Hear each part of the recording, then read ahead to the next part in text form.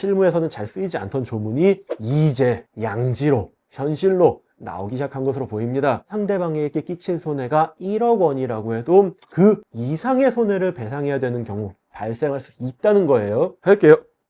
여러분, 시작부터 제가 한번 물어봅니다. 특허권이나 상표권 침해하면 얼마 배상해야 될까요?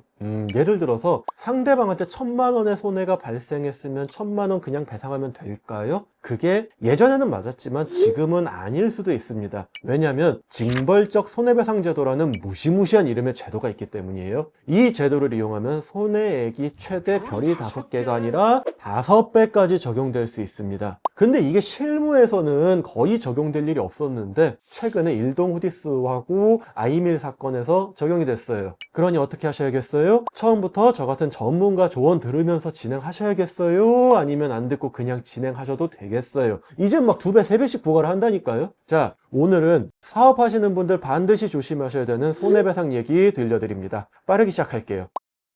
제가 일전에 일동 후디스하고 아이밀의 분쟁에 대한 설명을 올려드린 적이 있습니다. 사건 간단히 말씀드리면 국내 한 중소기업이 아이밀이라는 상표로 2013년부터 애기들 간식 떡뻥이라고 있어요. 네, 그거 만들어서 판매를 했는데 비슷한 시기에 이제 일동 후디스에서 아기밀이라는 상표로 간식을 팔다가 식약처에서 상품에 아기라는 단어를 못 쓰게 해서 2018년부터 아이밀이라는 상표를 출원하면서 자사제품의 상표를 아이밀로 바꿔서 팔기 시작했고 결국에 중소기업과 분쟁이 발생한 거예요. 3년간의 분쟁 끝에 결국 특허법원은 일동 후디스가 상표권을 침해했다라는 판결을 선고했고 아이밀의 김혜용 대표님 측은 오랜 소송에 지쳐서 이제 일동 후디스를 상대로 손해배상 청구를 했어요. 1심에선 김혜용님에게 5억 원을 배상하라 라고 했고 2심에서도 김혜용님의 손을 들어줬네요. 그런데 2심에서 바로 징벌적 손해배상이 적용이 됐어요. 이 얘기는 조금 뒤에 드리고요. 결론 어떻게 됐을까요? 양측이 국회의원 정진욱 의원님의 중재하에 손해배상 합의를 하게 됐고 모든 분쟁은 종료가 됐습니다. 이런 사건이었어요. 자, 여러분, 특허법에는 이런 조문이 있어요. 잠깐만 조문 보실게요.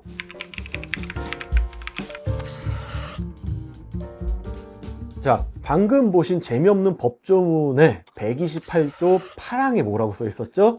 5배까지 정할 수 있다고 써 있어요. 이게 무슨 얘기일까요? 그냥 쉽게 얘기 하나 드릴게요. 제가 여러분의 특허권을 침해해서 여러분들한테 손해를 입혔어요. 손해를 입히는 공식에 대해서는 다음에 설명드리고 아무튼 100만 원짜리 물건 100개를 여러분이 못 팔았다고 해볼게요. 그럼 여러분의 손해는 얼마예요? 1억 원이겠죠? 여기에다 이자. 이건 너무너무 간단하죠. 그런데 법에서 예외를 정한 거예요. 구체적으로 에이 나쁜 놈 할 수 있는 사정이 인정이 된다면 손해를 몇 배 더 인정해 주겠다는 거예요. 그리고 그게 최대 5배까지라는 거예요. 그러니까 이론적인 손해는 1억이지만 법원은 5억까지도 배상을 해라 라고 할 수 있다는 거예요. 이건 상표법에도 있는데 상표법에선 최대 3배까지라고 정하고 있어요. 이건 특허랑 상표랑 좀 다른 부분이고 상표법은 아직 개정은 안 됐네요. 여하튼 이 얘기를 왜 드리느냐, 이게 법에만 있고 실무에서는 거의 적용이 안 되고 있었는데 이번에 아이밀 사건에서 적용이 돼서 2배 손해배상을 인정해버린 거예요. 자세한 얘기는 복잡하니까 생략하고 간단히 말씀드리자면 이 사건에서 간접 강제라는 것이 적용이 됐는데 이거에 대해서 원심에서는 1억을 인정했는데 특허법원, 그러니까 2심에선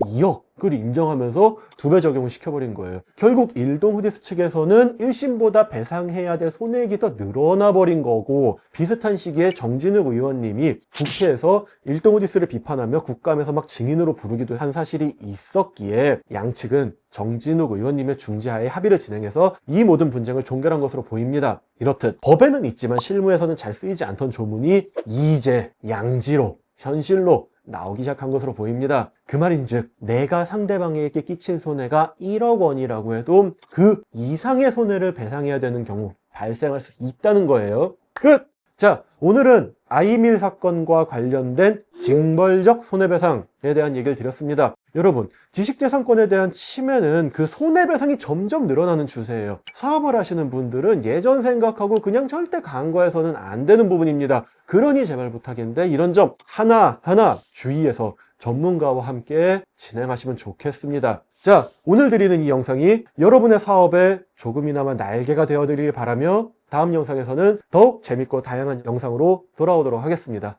감사합니다.